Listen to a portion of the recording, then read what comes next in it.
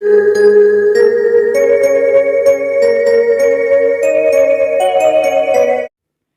નાથ મુજને મતિ શુદ્ધ દેજો, હૈયે સદા સેવક ભાવ રહેજો. છો શબ્દો મારા પણ આપ આવીને કહેજો, રાજી થઈ અક્ષર ભાવ દેજો, રાજી થઈ અક્ષર ભાવ દેજો. શ્રી સ્વામિનારાયણ ભગવાનની જય. અક્ષર પુરુષોત્તમ મહારાજની જય. ગુણાતીતાનંદ સ્વામી મહારાજની જય. પ્રમુખ સ્વામી મહારાજની જય. પ્રગટ ગુરુ હરિ મહંત સ્વામી મહારાજની જય. સુરત અક્ષરધામ મહોત્સવની જય.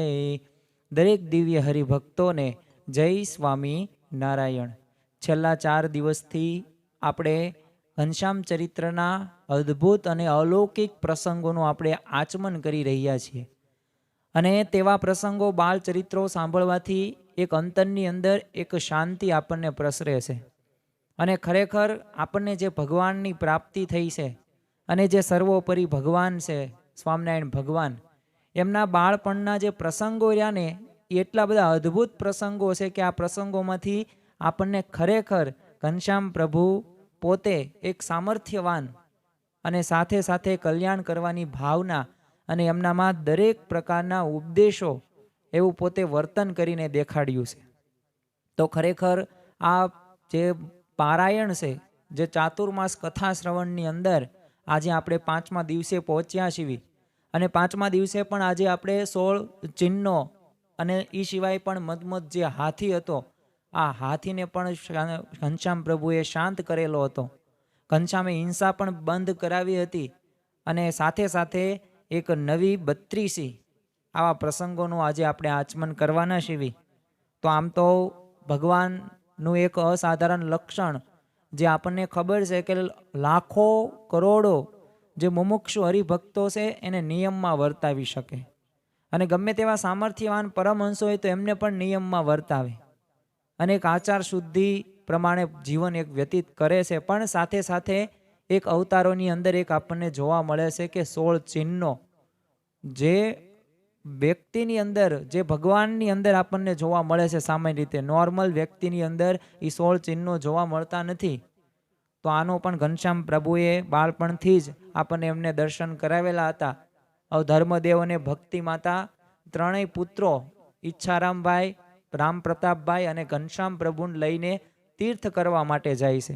જો ભારતીય સંસ્કૃતિની અંદર તીર્થોનું મહત્વ ખૂબ રહેલું છે. એટલે જ લોકો 4 ધામની યાત્રાઓ, અલગ અલગ જે મંદિરો છે, તીર્થો છે, ત્યાં પોતે જાય છે, દર્શન કરે છે અને ત્યાં એક શાંતિનો એક અનુભવ કરે છે. તો આ ધર્મદેવ અને ભક્તિ માતાએ પણ નક્કી કરેલું કે આપણે ત્રણેય બાળકોને લઈને તીર્થ કરવા માટે જઈએ. સાથે સાથે વસંતાબાઈ અને ચંદામાસી પણ સાથે આવ્યા હતા. એટલે બધાએ તીર્થ કરવા માટે જાય છે. એમાં રસ્તાની અંદર ગુંડા નામ ગામ છે. આવા ગામની અંદર એક નાનકડું મંદિર અને મંદિરમાં ઠાકોરજીની નાનકડી એક મૂર્તિ. હવે સાંજની આરતી વખતે તે આ ધર્મપિતા અને ભક્તિ માતા અને ચંદામાસી વસંતાબાઈ પોતે ત્યાં મંદિરની અંદર પ્રવેશ કરે છે દર્શન કરવાના હેતુથી. એટલે ત્યાં તો ઘંટ અને ઝાલર ને નગારું આ બધાનો અવાજ સંભળાતો હતો. ઠાકોરજીની તો આરતી શરૂ થઈ અને પૂજારી આરતી ઉતારતા હતા. હવે ઘનશ્યામની મૂર્તિની સામે ઊભા રહીને છે ને દર્શન કરે છે. એટલે ઠાકોરજીની મૂર્તિ તો સિંહાસન ઉપરથી ઉતરી ગઈ. જો મૂર્તિ હતી, આમ તો હિન્દુ ધર્મની અંદર માન્યતાઓની અંદર આપણે પુનર્જન્મ છે અને સાથે સાથે એક મૂર્તિ પૂજા છે, અવતારવાદ છે, આને આપણે માનવું જરૂરી છે. તો આ મૂર્તિની અંદર પણ ભગવાન રહેલા છે. અને આ મૂર્તિ સિંહાસન ઉપરથી ઉતરીને ઘનશ્યામ પ્રભુ પાસે આવી અને પોતાના ગળાની અંદર જે હાર હતો એ હાર કાઢીને ઘનશ્યામને પહેરાવે છે. અને પાછા ઠાકોરજી સિંહાસન ઉપર ગોઠવાઈ જાય છે. હવે આ દ્રશ્ય પૂજારીએ પણ જોયું, ધર્મપિતાએ પણ જોયું અને ભક્તિ માતા અને એમના ભાઈઓએ પણ જોયેલું. અને સાથે સાથે જે ભક્તો આરતીની અંદર હતા એ ભક્તોને ચમત્કાર લાગ્યો. અને આ વાત તો આખા ગુંડા ગામની અંદર પણ પ્રસરી અને વાતને તો ફેલાવતા વાર ન લાગે એમ એક વ્યક્તિ બીજા વ્યક્તિ કે બીજા વ્યક્તિ ત્રીજા વ્યક્તિને કે એમ આજુબાજુના બધાય ગામોની અંદર ખબર પડી ગઈ કે આવી રીતે આ ચમત્કાર થયો છે. હવે આ વાતની ગુમાનસિંહ નામના રાજા હતા, એને પણ કાને પહોંચી ગઈ. એટલે બીજા જ દિવસે છે ને એને નક્કી થયું કે આ કોઈક ભગવાન હશે જ તે, પરંતુ શંકા હતી. એટલે ઘનશ્યામની પરીક્ષા કરવાનો એને રાજાને વિચાર આવ્યો કે ભલે અત્યારે આ બધા કહે છે પણ મેં તો નજરે જોયું નથી, ચાલો જઈએ અને પરીક્ષા કરીએ. એટલે રાજાને તો ચાકરને મોકલ્યા અને હુકમ કર્યો કે ત્રણેય પુત્રોને લઈને અને ધર્મપિતા રાજ દરબારની અંદર સવારે 10 વાગ્યા હાજર કરવાના છે, જાઓ એમને આ સૂચના માહિતી આપી દો. એટલે ચાકર તો જાય છે અને ધર્મપિતાને કહે છે. એટલે સવારે ધર્મપિતા ત્રણેય પુત્રોને લઈને રાજા ગુમાનસિંહના દરબારની અંદર પહોંચી ગયા. એટલે ધર્મપિતાને રાજા ગુમાનસિંહે પૂછ્યું કે આ બધાને ચમત્કાર બતાવનારા તમારા પુત્ર આમાં ત્રણમાંથી ઘનશ્યામ કોણ છે? એટલે ધર્મપિતાએ તો ઘનશ્યામના માથે હાથ મૂકીને કહ્યું કે આ મારા વચલા પુત્ર છે ને એ ઘનશ્યામ છે. એટલે રાજાને મનમાં થયું કે જો આ ઘનશ્યામ ભગવાન હોય છે ને તો બે વાત સાચી પડશે. જો આમ તો આપણે આધ્યાત્મિક માર્ગની અંદર આગળ વધવા માટે આપણે શ્રદ્ધા સહિત જો કોઈ કાર્ય કરીશું ને તો ખરેખર આપણે આગળ વધીશું.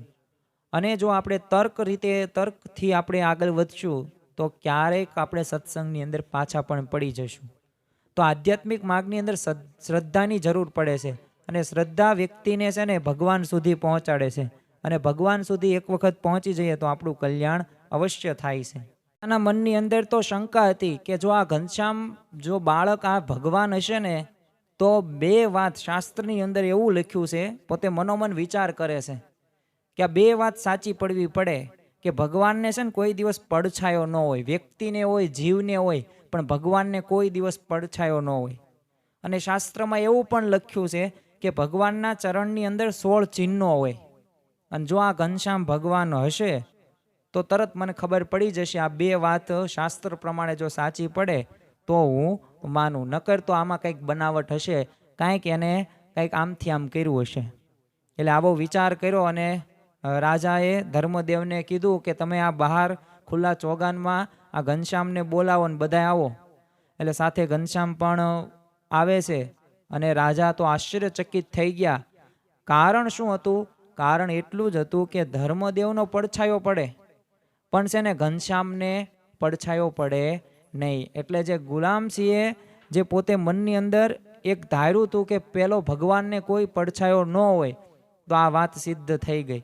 પછી તો રાજાએ ઘનશ્યામને લાંબા પગ કરવાની બેસવા કીધું. એટલે ઘનશ્યામ તો આસનિયા ઉપર લાંબા પગ કરીને બેઠા. અને રાજાને તો હવે આનંદનો પાર ન રહ્યો, કારણ કે જોયું ને તો ઘનશ્યામના જમણા પગની અંદર અષ્ટકોણ, ઉધ્વરેખા, સ્વસ્તિક, જાંબુ, જવ, વ્રજ, અંકુશ, કેતુ અને પદ્મ એવા કુલ 9 ચિહ્નો જમણા પગની અંદર એને જોયા. અને ડાબા પગની અંદર ત્રિકોણ, કળશ, ગોપદ, ધનુષ, મીન, અર્ધચંદ્ર અને વ્યોમ એવા 7 ચિહ્નો એને ડાબા પગની અંદર જોયા. અને આ ઉપરાંત પણ બંને ચરણમાં ઉધ્વરેખા, અંગૂઠા અને આંગળી વચ્ચેથી નીકળતી એક પાની તરફ જાય. એટલે રાજાને હવે ખાતરી થઈ ગઈ. અને જે શાસ્ત્રના જે બે વાતો હતી ને આ વાતો પણ અહીંયા આમ કહેવાય ને સાબિત થતી જોવા મળી. અને ઘનશ્યામ ભગવાન છે ને એવી એને ખાતરી થઈ ગઈ. પછી તો રાજા ગુમાનસિંહ અતિશય આનંદમાં આવી ગયા અને એમના રાણી કુંવરબાના હરખનો પાર પણ ન રહ્યો. એટલે રાજા રાણીએ ઘનશ્યામના ચરણમાં માથું નમાવી નમસ્કાર પણ કર્યા. અને પછી દરબારની અંદર એક સુંદર પલંગ ઢળાવ્યો, રેશમી તકિયા નખાવ્યા અને ધર્મદેવ સાથે આ ઘનશ્યામને પણ બેસાડ્યા. હવે એમની તો ચંદન, કંકુન, ફૂલોથી પૂજા પણ કરી અને ઘનશ્યામની છેલ્લે આરતી પણ ઉતારી. પછી ઘનશ્યામને મલમલની સોનાની ભરતવાળી ટોપી અને સુરવાળ ભેટ આપ્યો અને માન પાન સાથે એમને વિદાય કર્યા. ખરેખર ભગવાન રહ્યા ને એ દરેક ભક્તોના ભાવ સ્વીકારે છે. એમાં જે ઘનશ્યામ પ્રભુ બાળક જ હતા પણ છતાં પણ એમને સામે પ્રતીતિ થઈ ગઈ એટલે એમને એમનામાં આશ્ચર્ય રહેવા દીધું. ત્રીજા જ દિવસે ધર્મદેવ ભક્તિ માતા ત્રણેય પુત્રોને લઈને હવે બીજા તીર્થોની યાત્રાએ નીકળ્યા છે. એમાં યાત્રા કરતાં કરતાં લખનઉ અને કાનપુર થઈને અયોધ્યા તરફ પાછા વળવાનું હતું. એટલે ત્રણેય ભાઈઓમાં ઈચ્છારામજી સૌથી નાના, એટલે હજી ચાલતા પણ એમને આવડે નહીં. એટલે વસંતાબાઈ ઈચ્છારામને છે ને તેડીને ચાલે, અને ઘનશ્યામ ભક્તિ માતા એને આંગળી પકડીને ચાલે. એટલે રસ્તામાં ઘનશ્યામે એક લીલા કરી, એમને એક હઠ લીધી કે ભક્તિ માતાને એમને તરત કહી દીધું કે આ ઈચ્છારામને શા માટે તમે તેડો છો, મને કેમ નથી તેડતા. હવે આ સાંભળીને ભક્તિ માતા સમજાવવા લાગ્યા ઘનશ્યામને કે ઈચ્છારામ તો નાના છે, એનો ભાર છે ને સાવ થોડો છે, અને એને ચાલતા પણ એ શીખ્યા નથી, અને તમારો ભાર કેટલો લાગે, અને તમે તો ચાલવાનું પણ જાણો છો, એટલે માટે તમારે તો ચાલવું જ જોઈએ. આવું ભક્તિ માતાએ ઘનશ્યામ પ્રભુને સમજાવ્યું. એટલે ઘનશ્યામે કીધું કે અમારો ભાર કાંઈ છે નહીં, અમારા પગ હવે થાકી ગયા છે, અને અમારા કરતાં તો ઈચ્છારામનો ભાર વધારે છે, તોય તેને તમે કેમ તેડો છો. અને આવું કહીને તો ઘનશ્યામે જે પોતાની શક્તિ હતી ને ઈચ્છારામનો ભાર વધારી દીધો.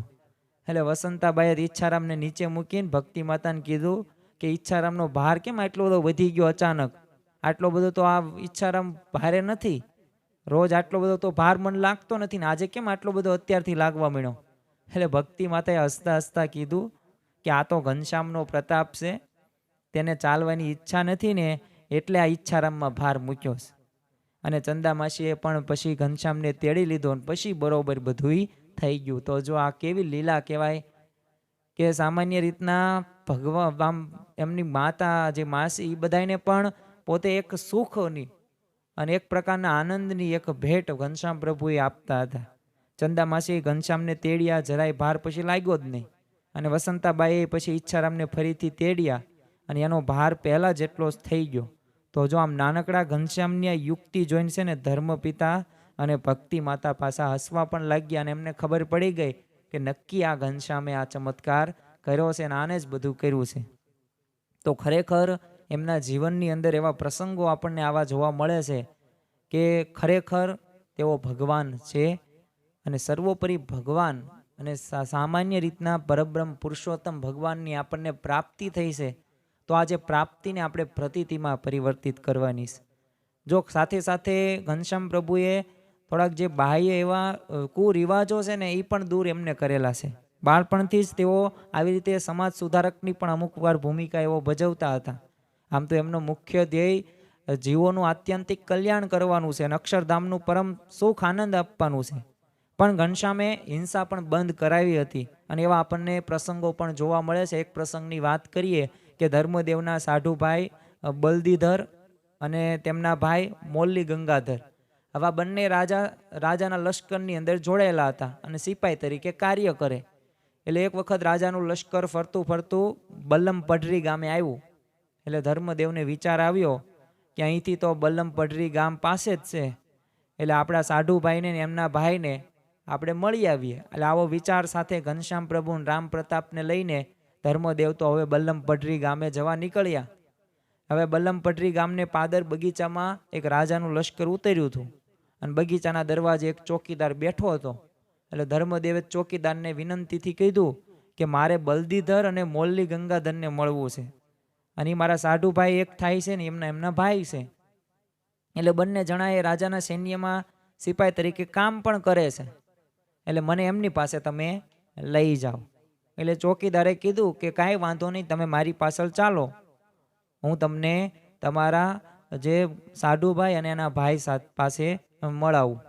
એટલે આવું કહીને પીપળાના ઝાડ નીચે એમને લઈ જાય છે, અને પીપળાના ઝાડ પાસે એક મોટો તંબુ બાંધેલો હતો, અને એ તંબુમાં રાજા અને કેટલાક સિપાહીઓ છે ને સાથે બેસીને ગાય, બકરા અને વગેરે પ્રાણીઓ હતા ને એની હિંસા કરતા હતા અને કરાવતા હતા રાજા.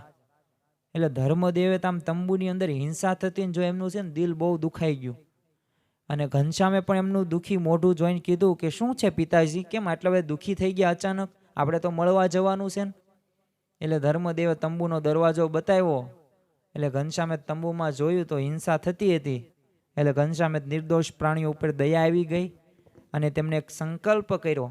અને સંકલ્પ પણ કેવો, જેમ માછલીઓને સજીવન કરી હતી, તો એવી જ રીતે અહીંયા પણ એ રાજાના સૈન્યના બધા જેટલા પણ હાથીઓ હતા, ઘોડાઓ હતા ને, એ બધાય સાંકળ તોડીને ગાંડા થઈને છે ને તંબુ તરફ દોડ્યા. શા માટે? કારણ કે ઘનશ્યામ પ્રભુએ એવી લીલા કરી, અને તંબુને સૂંઢથી ઉખાડવા લાગ્યા, અને કેટલાક હાથીઓ તંબુની અંદર વહી ગયા અને ચારે કોર ઘોડાઓના હણહણાટ અને હાથીઓના ચિત્કારમાં આમ ગાજી ઉઠ્યું. આમ બધાના જીવ છે ને અદ્ધર થઈ ગયા અને બધાને ભયભીત થઈ ગયા કે આ શું થયું અચાનક. એટલે અમુક હાથીને પકડવા જાય, અમુક ઘોડાને પણ પકડાય જ નહીં અને આમથી આમ ગાંડા જેવા હાથી થઈ ગયા. અને રાજા તરફ હવે હાથી અને ઘોડાઓ દોડે છે. એટલે રાજાનો તો જીવ એટલો બધો અદ્ધર થઈ ગયો તો પીપળાનું ઝાડ ઉપર એની ઉપર ચડી ગયા અને છતાં એ નીચે હાથી અને ઘોડા તો ઊભા જ હોય છે. એટલે હવે તો પછી ઘનશ્યામ પ્રભુ ખબર પડી ગઈ કે આને તો હજી સબક શીખવાડવાનો બાકી છે, આમ કેમ ઉપર ચડી ગયો. એટલે તરત તે એમની શક્તિથી છે ને પીપળાના ઝાડમાં પ્રવેશ એમને કર્યો અને આખું ઝાડ આમ હલાવા લાગ્યું અને ડાળીઓ હલે અને પાંદડાઓ બધા ખરી પડ્યા. હવે રાજા તો વધુ ભયભીત થઈ ગયો. હવે નીચે જોયું તો આખી પૃથ્વી ધ્રુજતી એને દેખાય. એટલે પછી એ પોતાનો જે પાપનો હે ને પસ્તાવો થવા લાગ્યો અને જોર જોરથી બોલ્યો કે ભગવાન બચાવો, મને બચાવો, આવી પ્રાર્થના કરવા લાગ્યો. અને હમણે જ તે આમ પછડાઈ જાય ને અને રામ રમી જશે ને એવું એને લાગ્યું. એટલે રાજા તો બહુ કરગર્યો. એટલે ઘનશ્યામે તો ઝાડમાં જ રહીને કીધું કે તું અને તારું સૈન્ય પાપ તમે કરો છો અને નિર્દોષ પ્રાણીઓની તમે હિંસા કરો છો. હું કોપાયમાન થયો છું. જો તમારે જીવવું હોય ને તો આજથી પ્રતિજ્ઞા કરો કે હિંસા નહીં કરીએ. નકર જો નહીં કેવી રીતના પ્રતિજ્ઞા કરો ને તો હું સત્યાનાશ બધું કરી નાખીશ. અને ભગવાનને પ્રાર્થના કરો છો તે તો આ ઝાડની સામે જે ધર્મદેવ રહ્યા ને એમની બાજુમાં ઘનશ્યામ રૂપે ઊભા ભગવાન, એમની તમે માફી માગો તો જ છુટકારો મળશે. અને આ શબ્દો રાજા સાંભળીને સ્તબ્ધ થઈ ગયા અને એને થયું કે આ તો ભગવાનની આજ્ઞા મારે માનવી જ પડશે, નકર હું મરી જઈશ અને મારું સૈન્ય મરી જશે અને જે મારું રાજવાડું છે ને એ પણ વહી જશે. એટલે આવું વિચારીને પ્રતિજ્ઞા કરી કે હવેથી હું કોઈ દિવસ નિર્દોષ પ્રાણીઓની હિંસા નહીં કરું અને સૈન્યમાં પણ નહીં થવા દો. મનોમન ભગવાનને પ્રાર્થના કરી કે હે ભગવાન, હું સોગંદ ખાઈને કહું છું કે આજથી હું હિંસા નહીં કરું અને હિંસા થવા પણ નહીં દઉં. એટલે રાજાને આ પ્રાર્થના સાંભળીને હવે ઘનશ્યામને દયા આવે છે અને તરત તે પીપળાનું ઝાડ સ્થિર થઈ જાય છે. હાથી ઘોડાઓ બધાય જે પોતે ક્રોધિત થઈ ગયા હતા, આમથી આમ દોડતા હતા, એ શાંત થઈ ગયા અને પોતાનું જે સ્થાન હતું ને એ સ્થાને આવી ગયા. ને ઘોડાઓ પોતે ઘાસ પણ ખાવા લાગ્યા અને રાજા ધીરેથી પીપળાના ઝાડ નીચે ઉતરે છે અને શરમાતો એ ઘનશ્યામ પાસે આવીને ઘૂંટણીએ પડીને પગે લાગે છે અને સ્તુતિ કરે છે કે હે ઘનશ્યામ, તમે તો ભગવાન છો, હું તો તમારો સેવક છું. મારી ભૂલો, મારા પાપ માફ કરો, હું કોઈ દિવસ હિંસા નહીં કરું. અને પછી રાજાના આવા શબ્દો સાંભળ્યા એટલે ઘનશ્યામ પ્રભુ એને આશીર્વાદ આપ્યા અને કહ્યું કે છે ને હવે કોઈ દિવસ હિંસા કરતા નહીં. અને ખરેખર ઘનશ્યામ પ્રભુના અને ધર્મદેવના પગે લાગીને પછી તંબુમાં વિસામો લેવા માટે રાજા જાય છે. અને પછી તો ધર્મદેવ ઘનશ્યામ પ્રભુ રામ પ્રતાપભાઈ એ બલદીધર અને મોલ્લી ગંગાધરને પણ મળે છે અને રામ પ્રતાપ તો લઈને પછી અયોધ્યા તરફ ધર્મદેવ પાછા વહી જાય છે. તો આ રીતે પહેલેથી જ તે ઘનશ્યામ પ્રભુના આવા ચમત્કારો આપણને અલૌકિક અને એક પ્રકારનું અહિંસા પરમો ધર્મ એ આપણને સિદ્ધાંત પહેલેથી જોવા મળ્યો છે. બીજું એક પ્રસંગ એવો પણ છે કે મહાવતની અમને રક્ષા કરી. હવે મહાવત એટલે શું? જે હાથીને જે મુખ્ય હોય, હાથીને જે ટ્રેન કરતો હોય, એને ચલાવનાર હોય. તો અયોધ્યામાં એક બળદેવજી નામના ધનાઢ્ય રહેતા હતા. એટલે એમને એક બળવાન હાથી પાળ્યો હતો અને હાથી સાચવવા માટે એક મહાવત રાખ્યો હતો. એટલે મહાવત તો રોજ હાથીના ખોરાકમાંથી છે ને જે ઘીની મીઠાઈઓ હોય ને એ બધી ચોરી લે અને હાથીને કાંઈ ખાવા દે નહીં. એટલે રોજ આ હાથી જોવે પણ પશુ કાંઈ બોલી શકે નહીં. એટલે એક દિવસ તો છે ને હાથીને ગુસ્સે આવ્યો, એટલો બધો આવ્યો કે બપોરે મહાવત હાથીને સરોવર ઉપર નવરાવવા માટે લઈ જાય છે. એટલે હાથીને પાણીમાં ઉતારીને છે ને નળિયાથી તેનું શરીર ધોવા લાગ્યો. એટલે હાથીએ આજે ઘણા દિવસનું એને વેર તો હતું જ તે. એટલે મહાવતને છે ને સૂંઢથી ઉપાડે છે અને પછાડવા માટે ઊંચો કરે છે.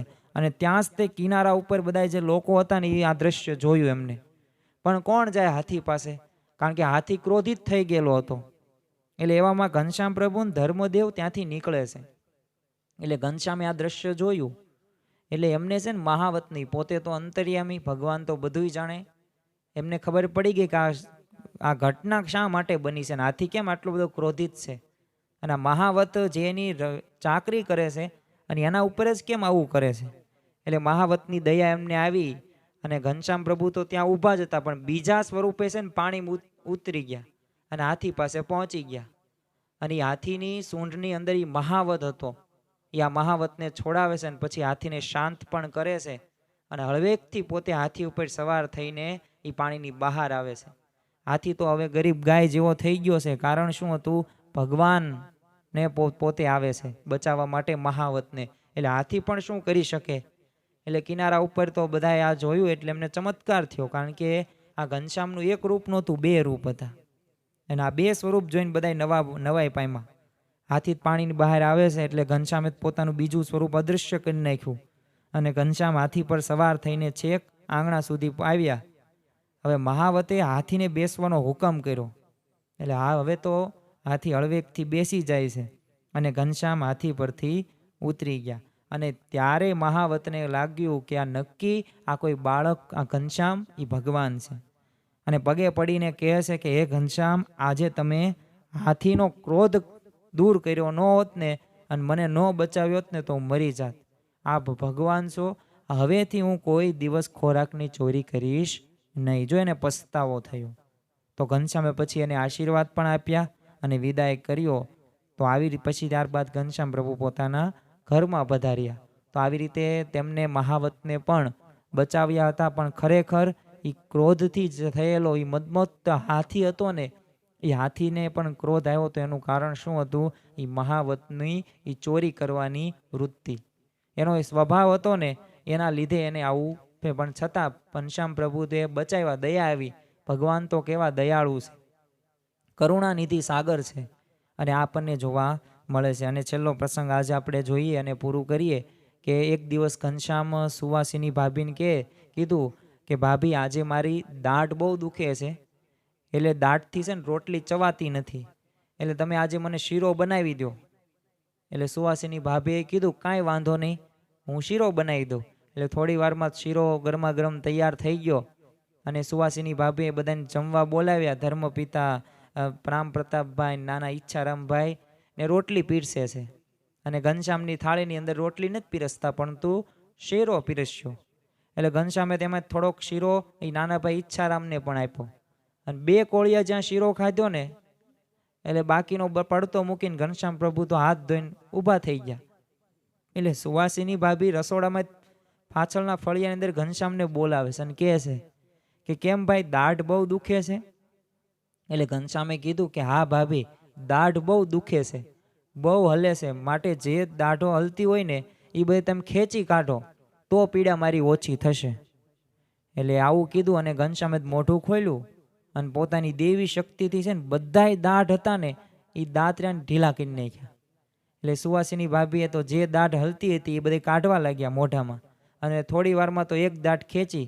એટલે ઘનશ્યામે કીધું કે આ બીજી પણ દુખે છે, જુઓ તો હલે છે કે નથી હલતી, જો હલતી હોય ને તો કાઢી નાખો. એટલે એમ કહીને જોયું ને તો એ તે હલતી હતી, એ કાઢી નાખી. એમ ધીમે ધીમે છે ને ઘનશ્યામ પ્રભુએ બધી દાઢ ઢીલી તો કરી જ નાખેલી હતી પોતાની ઐશ્વર્ય શક્તિથી. અને સુવાસીની ભાભીએ બધી દાઢો ખેંચ નાખી અને ઘનશ્યામનું મોઢું તો આખું બોખું થઈ ગયું. એટલે હવે સુવાસીની ભાભી ગભરાઈ જાય છે અને ભક્તિ માતાને બૂમ પાડીને બોલાવે છે અને કહે છે કે આમને મને બધી દાઢ દુખે છે ને અને હલે છે એવું કહીને છે ને મારી પાસે દાંત બધાય ખેંચાવી નાખ્યા છે, આવા જમશે કેમ? એટલે ભક્તિ માતાએ જોયું તો આમ પાસે જ છે ને એક દાંતની ઢગલી પડેલી. એટલે એ પણ ગભરાઈ ગયા. એટલે ઘનશ્યામે કીધું મોઢું ખોલો તો જોઉં. એટલે ઘનશ્યામે મોઢું ખોલ્યું અને ભક્તિ માતા અને સુવાસીની ભાભી આશ્ચર્યચકિત થઈ ગયા, કારણ કે ઘનશ્યામના મોઢામાં દાંતની નવી જ 32 આવી હતી અને બધાય દાંત સારામાં સારા અને થઈ ગયેલા. એટલે ઐશ્વર્ય એમને વાપર્યું હતું. અને જમીન પરથી દાંતની ઢગલી જે હતી ઘનશ્યામ પ્રભુએ હાથમાં લીધી અને જ્યાં સુવાસીની ભાભીએ મુઠ્ઠી ખોલાવીને જોયું તો એ ઘનશ્યામના હાથની અંદર એ દાંત નહોતા, પણ દાંતના બદલે મોતી આવી ગયા. અને પછી તો ઘનશ્યામે હાથ ઊંચો કરીને એ મુઠ્ઠી ખોલી, ત્યાં તો ફરર કરતા આકાશમાંથી માન સરોવરમાંથી જે રાજહંસો એ આવ્યા ઉડતા અને ઘનશ્યામના હાથમાંથી એક એક મોતી લઈ લીધું અને ચાંચમાં લઈને ઉડી ગયા. તો જો આ બાળ લીલા જોઈને ભક્તિ માતા અને સુવાસીની ભાભી પણ એ ઘનશ્યામને ભગવાન જાણીને વંદન કરવા લાગ્યા. તો ખરેખર જે આપણને ભગવાનની પ્રાપ્તિ થઈ છે, આમ તો આ ચરિત્રો રહ્યા ને એ ચાતુર્માસ કથા શ્રવણ, આમ તો ચાતુર્માસની અંદર કથા શ્રવણનું બહુ મહત્ત્વ છે. ભાગવતની અંદર પણ આપ્યું છે. કારણ કે કથાનું શ્રવણ રહ્યું ને અને એમાં ચરિત્રો રહ્યા ને એ ખૂબ અગત્યના છે. તમે જુઓ કે ભગવાન વેદ વ્યાસ, એટલે વ્યાસ પૂર્ણિમા આપણે કહેવાય, ગુરુ પૂર્ણિમા એમનો જન્મ થયો, તો ઘણા બધા એમને શાસ્ત્રો પુરાણોની રચના કરી, બધા શાસ્ત્રોની. પણ એમને જે શાંતિ મળવી પડે ને, તો શાંતિ ક્યારે મળે? તો નારદજી એમને શું કીધું કે તમે ભગવાનના ચરિત્રો લખો. અને એમને ભાગવતનું એમને નિર્માણ કર્યું હોય. તો જો આપણે અત્યારે ભાગવતની કથાઓ પણ થાય છે અને એની અંદર અત્યારે લાખો કરોડો મુમુક્ષો એમાંથી કાંઈક પ્રેરણા લેશે. એટલે ચરિત્રોથી શાંતિ થઈ. અને જે પરીક્ષિત રાજા હતા એને પણ 7 દિવસમાં તક્ષક નાગનો જે શ્રાપ આપવામાં આવ્યો હતો, પણ એમાં એ ભયમુક્ત થઈ ગયા આ સાંભળવાથી. તો એમાં ભગવાનના જે ચરિત્રો રહ્યા ને એ મહત્વના છે, અગત્યના છે અને મનોમંથન કરવા જેવા છે. કારણ કે ભગવાન જન્મથી લઈને મૃત્યુ પર્યંત સુધી જે લીલાઓ કરી છે ને, એમના આશ્રિત જનોને સાંભળવી. કારણ કે સાંભળવાથી જ આપણા જીવનની અંદર અંતરમાં આંતરિક જે શાંતિ રહીને એ મળશે. બાહ્ય રીતે આપણે ઘણું બધું સાંભળીએ છીએ, પરંતુ આંતરિક શુદ્ધિ માટે, આંતરિક પ્રેરણા માટે, ભગવાન જેવું સુખ લેવા માટે એમના ચરિત્રો ખૂબ મહત્વના અને અગત્યના છે અને મનોમંથન કરવા પણ જેવા છે. કારણ કે આપણને જ આપણા ભગવાન ઈષ્ટદેવની એ લીલાઓ કે ચરિત્રોના જો પ્રસંગો ખ્યાલ ન હોય, જો અધૂરું જાણતા હોય, તો ખરેખર જે ભગવાનનો આપણે મહિમા સમજવાનો છે, જે આપણને પ્રાપ્તિને પ્રતીતિમાં પરિવર્તિત કરવાની છે, આ ક્યારેય થઈ શકે નહીં. આપણને પ્રાપ્તિનો વિચાર કહે છે કે સચ્ચાઈ, સ્વરૂપને કૃતાર્થપણું, આ 3 રીત 5-5 મિનિટ પ્રમાણે કરવાની છે. પણ આપણા શાસ્ત્રનું જ આપણને કોઈ પ્રસંગોનું જ આપણને જ્ઞાન ન હોય અને સાંભળેલું ન હોય, તો પછી આપણે પ્રાપ્તિનો વિચાર કરી શકીએ નહીં. એમના સ્વામિનારાયણ ભજન કરવું પડે.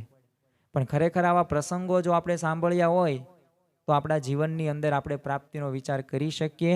અને આપણે દાંત હોય ને, તમે અરીસામાં જોવો કે બીજાના દાંત જોવો, તો તમને ઘનશ્યામ પ્રભુનું આ 32 એ જે દાંત રહ્યું, આ નવી 32, આનો તમને તરત તે છે ને પ્રસંગ યાદ આવે અને એક પ્રકારના અંતરની અંદર રાજીપો અને શાંતિ પ્રાપ્ત થાય. તો આજના દિવસે મહારાજ સ્વામીના ચરણોમાં પ્રાર્થના કરીએ કે અમને પણ પ્રાપ્તિનો વિચાર આવા પ્રસંગો સાંભળીને અમે કરી શકીએ. એ જ આજના દિવસે પ્રાર્થના. શ્રી સ્વામિનારાયણ ભગવાનની જય.